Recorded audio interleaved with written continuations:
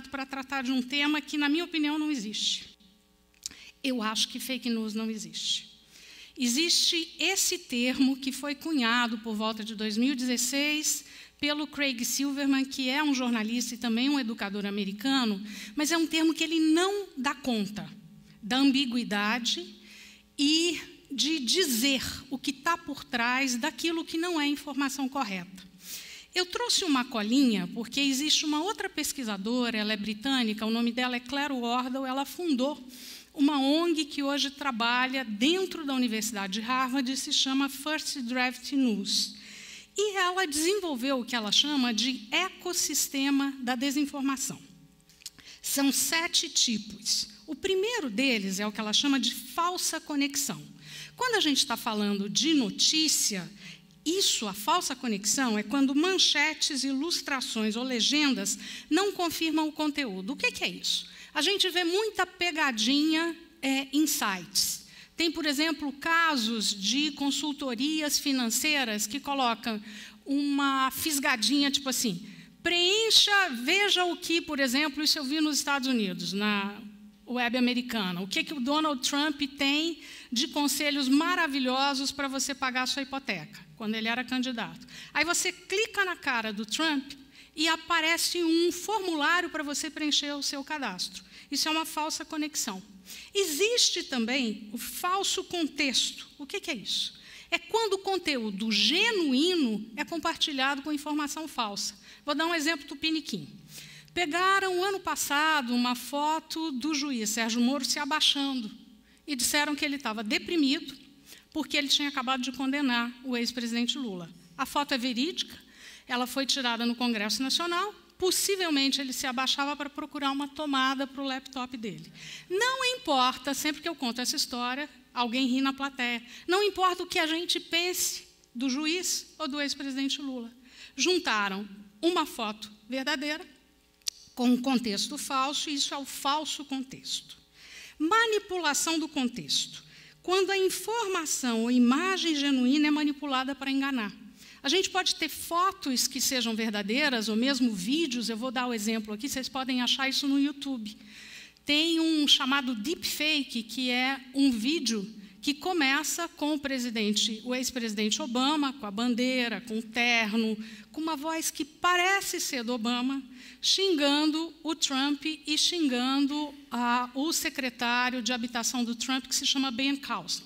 Passa cerca de 1 minuto, a tela se divide ao meio e aparece um sujeito, que se chama Jordan Peele, que é um diretor de cinema, falando junto com Obama, e a voz dele. Ou seja, ali manipularam o vídeo, fizeram uma cirurgia de pixels, o Photoshop do vídeo, por assim dizer, e ele colocou a voz dele, o Jordan Peele, e ele faz esse vídeo para denunciar que aquilo é um conteúdo falso. A gente sabe que técnicas de inteligência artificial serão capazes não só de reproduzir a minha voz, Ângela Pimenta, falando o que eu nunca disse, isso já está em processo avançado, por exemplo, na Adobe, e o que as empresas querem com isso é baratear os processos dela, inclusive de interação com o público, e a gente já conhecia o Photoshop da imagem estática da foto. Então, esse chamado deepfake, ele ainda é muito caro e muito difícil de se fazer verídico, de passar por algo que pode soar como verdade. Esse exemplo deve ter consumido entre 40 a 50 horas de uso de software e marca. Por que eu estou dizendo isso? Muito possivelmente, nós não veremos isso, e ainda não vimos, nessa campanha eleitoral. Mas isso pode ser o futuro. Voltando, isso é a manipulação do conteúdo. Passando para o 4º tipo daquilo que a Claire Wardle chama de ecossistema da desinformação. A gente vai ter sátira ou paródia. Alguém conhece aqui democracia sem sátira ou paródia? Sátira ou paródia vivem do exagero, da distorção. São absolutamente necessários para a democracia. Está aí o sensacionalista, está aí o Piauí Herald. Mas o que acontece quando isso entra no liquidificador, que são as timelines das redes sociais? A gente se confunde. Passando, então, para o próximo exemplo, que é o conteúdo enganoso. E era o que a Carolina dizia. é quando uma questão ela é usada para emoldurar algo que não corresponde aos fatos. O caso da vacina. Pode ser também, nos Estados Unidos agora tem um grupo, eles se chamam de flatters. Eles estão dizendo que a Terra é plana, já fizeram um congresso, estão distribuindo o chaveiro, o mapinha e o modelo. Vocês já imaginaram, e isso é parte da liberdade de expressão, né, achar que a Terra é plana. Mas imaginem a confusão disso numa aula de física ou geografia do 2º grau. Alguém desafiando o professor, a professora dizendo que a Terra é plana. Quer dizer, Galileu terá morrido em vão, né? Bom, gente, o próximo e penúltimo é o conteúdo impostor. É quando a gente vê marcas que não existem, mas são semelhantes de marcas, digamos aí, reais. No caso, por exemplo, existe Folha Brasil tentando se passar por Folha de São Paulo, eles colocam e tentam enganar as pessoas. E tem o conteúdo fabricado. Aqui, finalmente, a gente chegou à mentira 100%. É o caso de quando se disse, era um grupo de adolescentes da Macedônia, que o então candidato Donald Trump tinha sido endossado, apoiado pelo Papa. Isso nunca aconteceu. E por que eu estou falando desses 7 tipos, que são nuançados, complexos? Eu vivo falando disso e até hoje me confundo. Porque um dos riscos que a gente corre é a possível, ou tomara que não seja possível, aprovação de leis que tentem tipificar, que é isso o que o meu gráfico faz, a desinformação, as chamadas aspas, notícias falsas, fecha aspas. Então, leis que tentem dizer aquilo que é factual, não factual, opinião, humor, foto manipulada, isso é um risco para a liberdade de expressão. Grandes redações, como o Estadão, podem pagar bons advogados, mas as principais vítimas de leis como essa seriam jornalistas vivendo em cidades menores, em regiões remotas e freelancers. Eu queria, então, dizer que a Claire Wardle também fala que é importante a gente saber o que está por trás daquilo que não é factualmente verdadeiro, uma vez que opinião a gente não pode dizer se é falsa ou verdadeira. E ela diz que é muito importante entender a motivação. Jornalistas, bons jornalistas, cometem erros honestos. E eles corrigem assim que descobrem, estão abertos a críticas, né? Agora, existem erros desonestos, jornalistas existem como seres humanos de todos os tipos, né? Portanto, é possível que haja jornalistas desonestos também, e, nesse caso, a internet aumenta o escrutínio. O que é complicado é um ataque sistemático ao trabalho da imprensa. E é isso que a gente está vendo com o termo fake news, com o termo notícias falsas. Porque os maiores advogados do uso desse termo, quem são? São políticos que se sentem ameaçados pelo trabalho jornalístico. Então, essa era a primeira coisa que eu queria passar para vocês.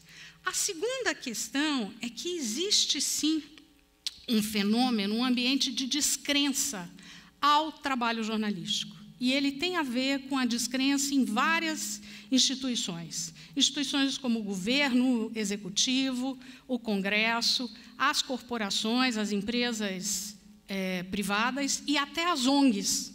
É o que eu faço na vida hoje, é presidir o Projor, que, no final das contas, é uma ONG.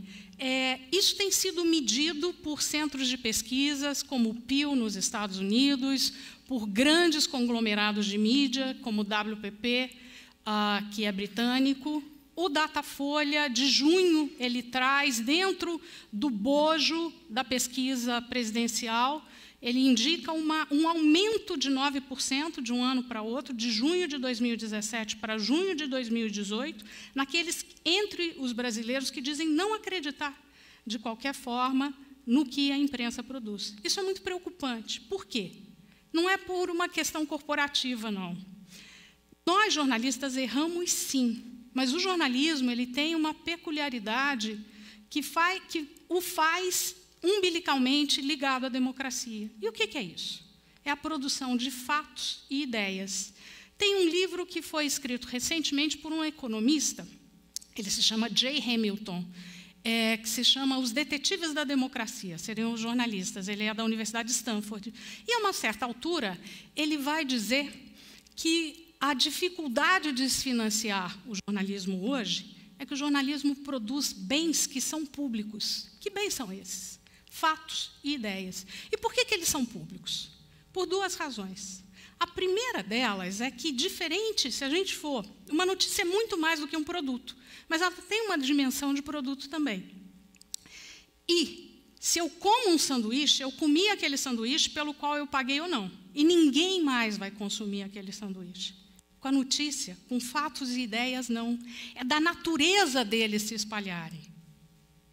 E isso, além do fato de que esses fatos e ideias, e aí eu volto...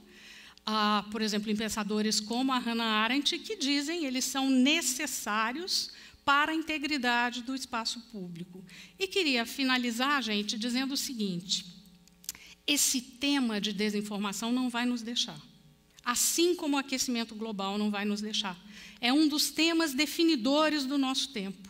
Ele viverá com a gente, conosco por décadas ou séculos. Por quê? Porque ele é um fenômeno social. A internet ela foi colonizada por gente de bem e também por maus atores. Até o crime foi morar dentro dela, né? A internet é um grande resumo do mundo.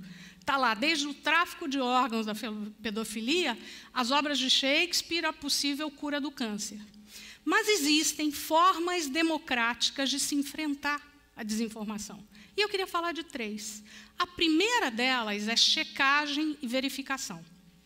Checagem, existem agências de checagem para dizer o que fontes oficiais, para medir a veracidade factual, numa forma gradativa, do que fontes oficiais, que podem ser políticos, governos, universidades, o MASP, em relação, contrapor o que essas fontes dizem ao que existe de concreto. Existe verificação, que é agora o que o Projeto Comprova, quem quiser ir ver, projetocomprova.com.br está fazendo, e que significa checar o que fontes não oficiais fizeram. Conteúdo gerado por usuário. Esse é o primeiro tripé. O segundo pé desse tripé é educação midiática. É informar as pessoas sobre a natureza da informação noticiosa. Eu acho que isso precisa ser ensinado desde o jardim de infância, porque isso é parte de educação cívica. Né? E o terceiro tripé tem a ver com o projeto que eu represento, que é o projeto Credibilidade, que seria aumentar a transparência dos veículos. Nós temos no Projore, com a Unesp, trabalhado com 20 veículos, inclusive o Estadão, para que eles passem a informar ao público o que está por trás do conteúdo que eles produzem. Por exemplo, quem são eles, quem é o dono, qual a sua missão, qual a sua política para corrigir erros, como é que você checa? Você está prestando atenção à diversidade da sociedade? Você está aumentando a diversidade dentro da sua redação?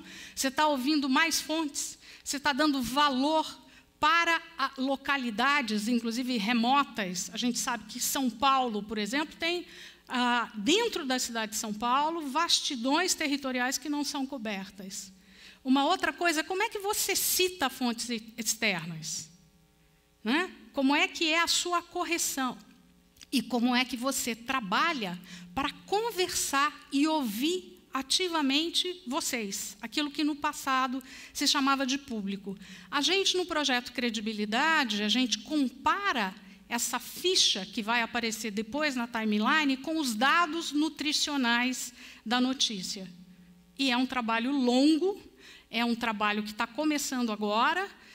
Nós somos associados à Universidade Santa Clara, nos Estados Unidos.